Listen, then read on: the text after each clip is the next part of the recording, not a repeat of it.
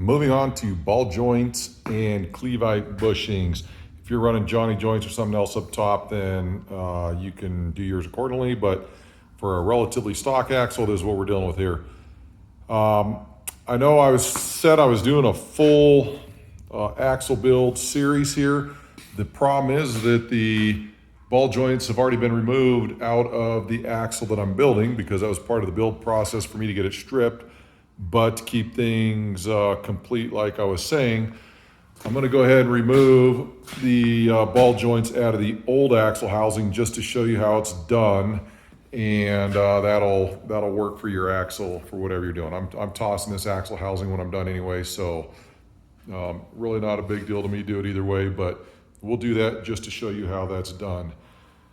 For ball joints specifically, you need a good ball joint press. OTC is one of the gold standards when it comes to ball joint presses like this.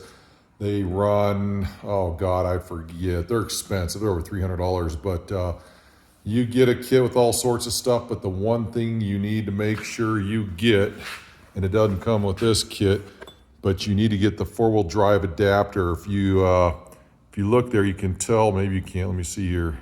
Has a little bit of a bevel to it, and that's designed to work on those inner C's that are slightly beveled for the TJs.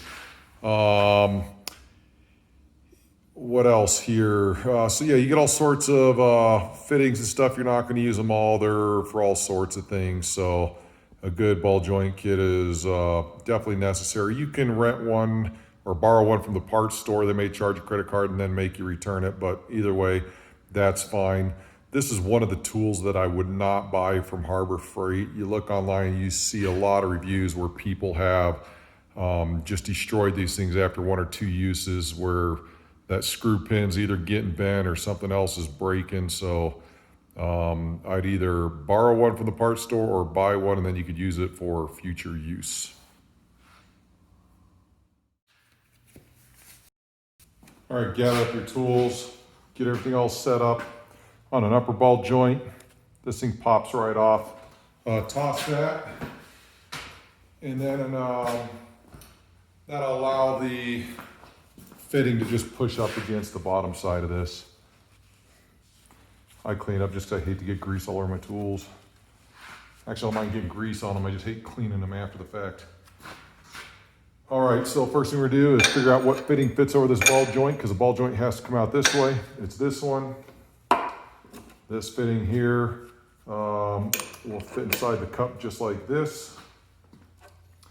This fitting I'm gonna put right here because, as you'll see, this will fit right over the top. That's gonna go there, and that's gonna push that out. So we'll have to back this up a little bit here. Get that in. Get that in. Now, just start tightening it up until we get to where we need to be. Some people use an impact wrench for this. I'm gonna do it by hand.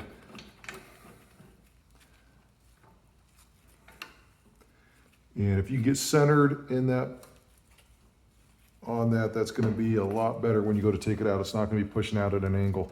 Now I'm gonna be at a slight disadvantage here because my axle's already out of the housing. So pushing on this is going to be, it may be moving around on me, so just kind of bear with. Now all you got to do is start tightening this down. And this wrench can sometimes be a pain in the ass. If that's the case, get yourself a cheater bar. But you'll feel it start to pop, and mine just already went, so that's it. Now, they're normally not this easy, I can tell you that. I can't imagine the problems the guys in the Rust Belt have, but this one came out fairly simple.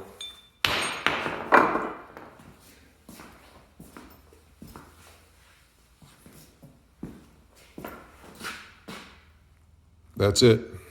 That's for the upper. Now for the lower, we need to push out, let me rearrange that camera a little bit. For the lower, we need to push out that way. Seems kind of big, doesn't it? Let's see if So I have another option. Too small. I'm losing shit all over the place. Where's my... That one there is good. Now the problem I run into with that though is then I need to, if I do that, I need to put the screw through that side and push, which isn't a big deal. But this is going to get pushed through the end of this, which has to go through the end of that. So let's just do that. I'm sure there's a couple different adapters you can use that are going to make this work. Let's just do this and see what happens. All right, so if I'm going to be tightening that, put up against there so it can rest. See what happens.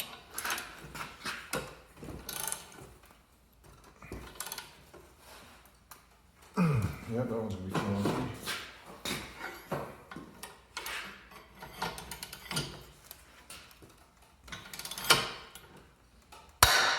There it goes, it pops.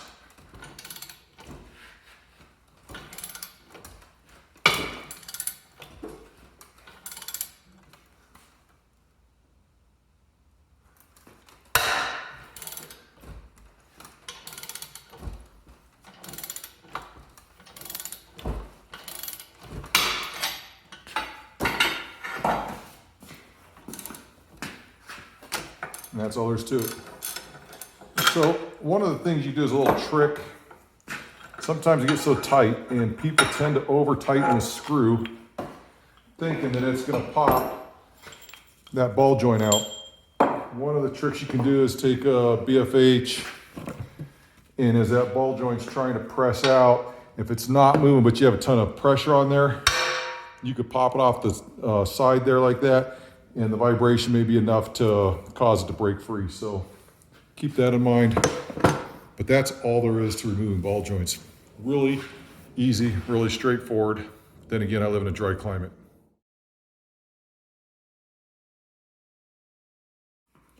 Now for the install. Since this axle's been sitting out for a while before I got a chance to work on it, I had a little bit of rust buildup on the inside, a little surface rust. Took a really fine grit sandpaper, worked all that stuff loose, cleaned it all up. You'll see some people say that they'll put on a really thin coat of grease. I don't do that, your call. Let's do the install. So on the lower ball joint, grab your tool that fits around this. This is the only tool in the kit that doesn't fit as nicely as I'd like.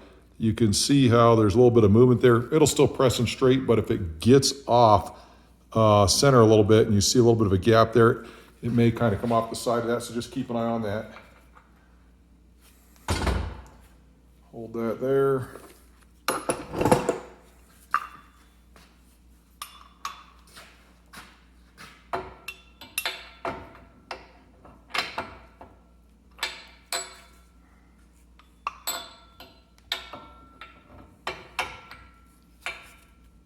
Here's that offset tool because this inner C is slightly offset. Nice catch, I know, thanks.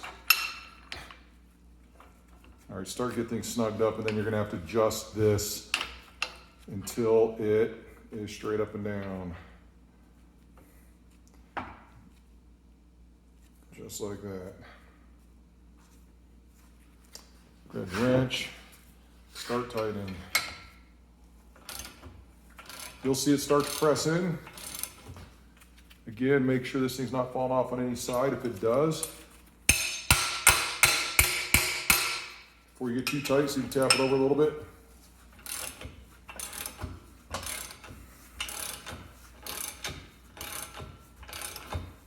This one's pressing right in. You'll see as you close that gap of when you're set, because you'll get a lot of resistance. And there she is, she's all set. I always give it a little extra just to make sure I'm there. And that's it. Ball joints are way easier than people think. And the thing that surprises me sometimes is what you know, shops, you know, your dealerships and stuff will charge to replace them. And that's how they make money, that's for sure. All right, the upper doesn't come from the bottom, it has to come through the top. So this one goes here.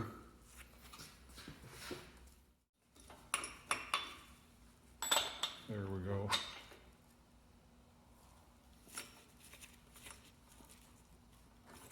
Make sure it gets started in the right hole. Again, you see how that's all, I don't know if you can see in this light or not. You see I have a big gap there. That means this thing's not the way it needs to be. So if you start rotating this, you see how it lines up and gets flat, that's where it needs to be. Take up all the slack, double check, there it is, and there we go. Make sure everything's looking straight, just get it pressed in.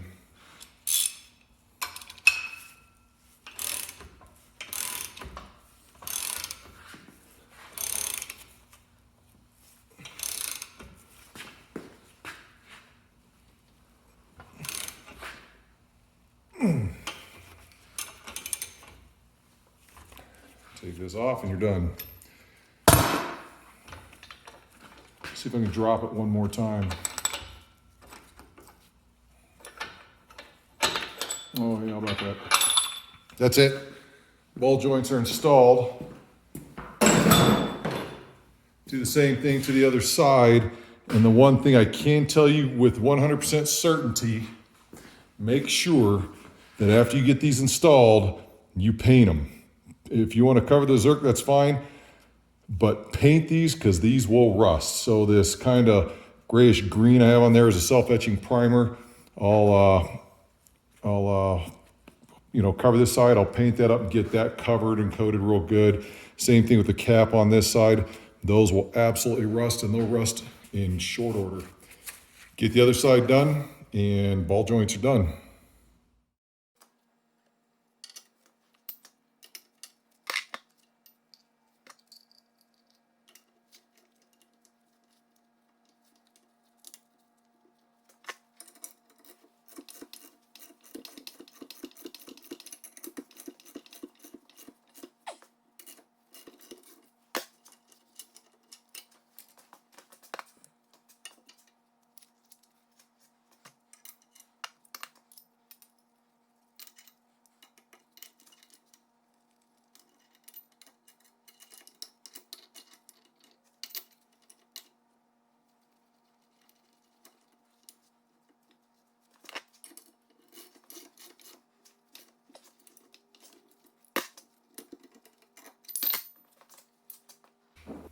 So before you put your knuckles on, make sure you have the right side to where you need to go. My axle's backwards because I was testing my air locker.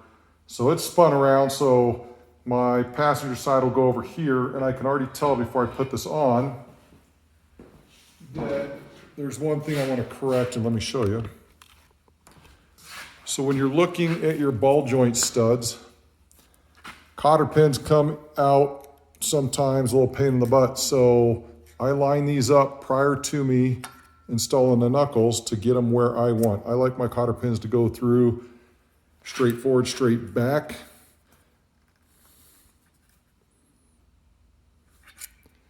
A little more than that, I suppose. And then I don't have any problems getting them out. But if you're not paying attention, and believe me, I've done it. If you're not paying attention and you get your cotter pins in the wrong way, you get on the trailer, you try to pull it out and you realize that you can't reach one side or the other because they're a pain in the rear. So these going like so. Now another important thing people need to understand too is that these are tapered holes in here. So when you look at, well, let me just pull it off and show you real quick. So this right here is tapered. The hole inside there is tapered. It's not a straight bolt. So what that means is when you put this thing on,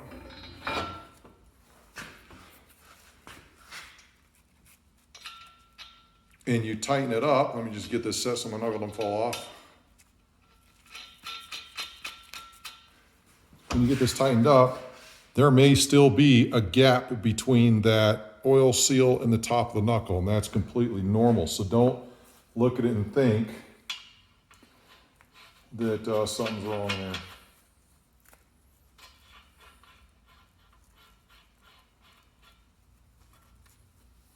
All right, so get these lined up. Now, even though I lined up my cotter pins,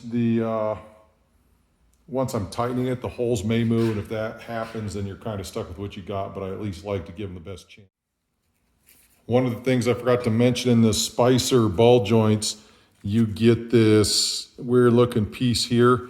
It's just an additional piece for a different application. You take this, get rid of it, you don't need it. All right, so we're gonna start with the bottom ball joint. And it's weird because your upper ball joint is bigger than the bottom ball joint, but the bottom ball joint requires 80 foot-pounds of torque. The upper one requires 75. So we'll start with that. I'll get this tightened up, and then I'll get the torque wrench on it.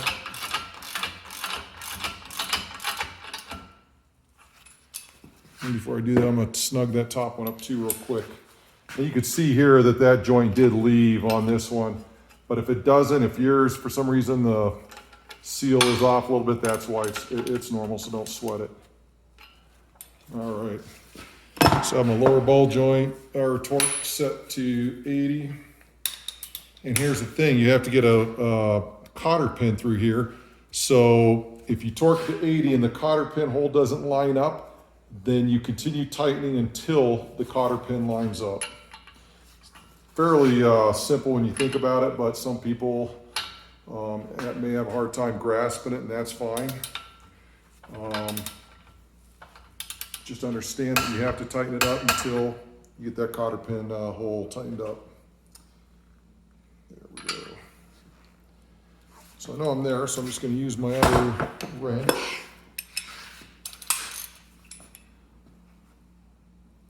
Oh boy, that is close.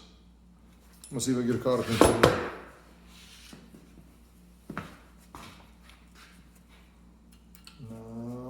Nope. So it's kind of weird. I'm at a point where this thing is close, but it's, I have to go a whole nother notch, which, that's the nice thing about having that long torque wrench. I don't have to put much effort into it.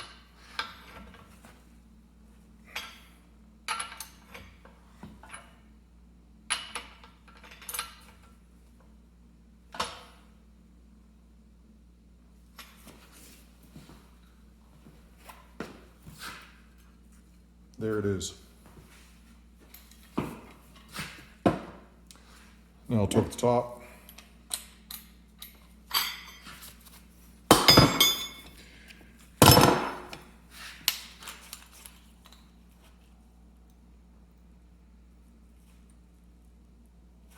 That's only to 75.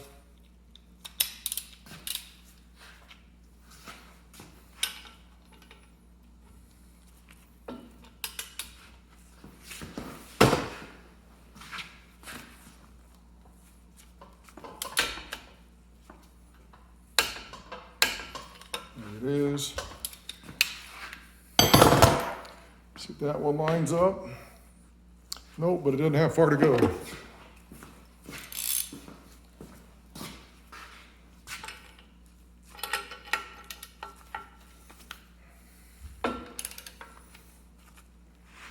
Man, I tell you what.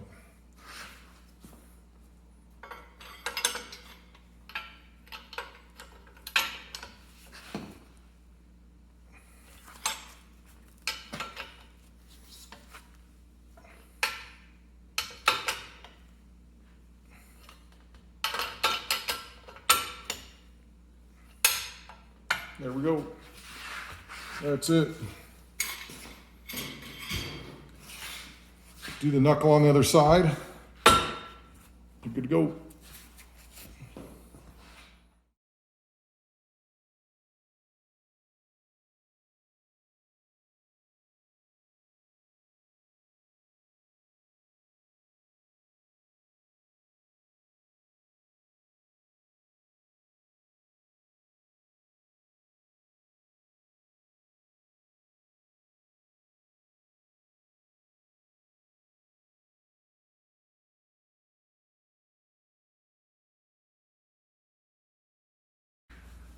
Okay, I'm ready to get my axle up underneath the Jeep to test fit those brackets. But before I do that, I need to press in my Clevite bushings so that way my upper control arms can be centered and I can get the axle where I want it. So Clevite bushings, if you look closely here,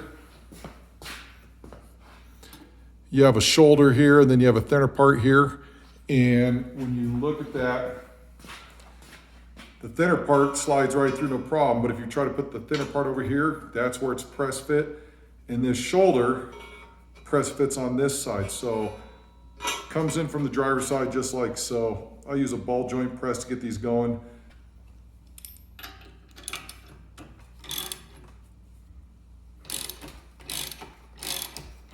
See, it just presses right in, no problems whatsoever. So this bushing's a little bit harder to get pressed in because it doesn't even want to start because it's a pretty tight fit into this cast section here. So what I did is I marked right here a line on where I should stop before it starts coming out the other side. And the reason I did that is trying to get all the stuff I need for the ball joint press to allow the bushing to go all the way through. It just becomes too much stuff. So I took a piece of, what is that, like a 1/2 inch piece of steel. I'm gonna use that as my backing for my ball press, and then or ball joint press, and then I'm gonna get this started with the other pieces that I have.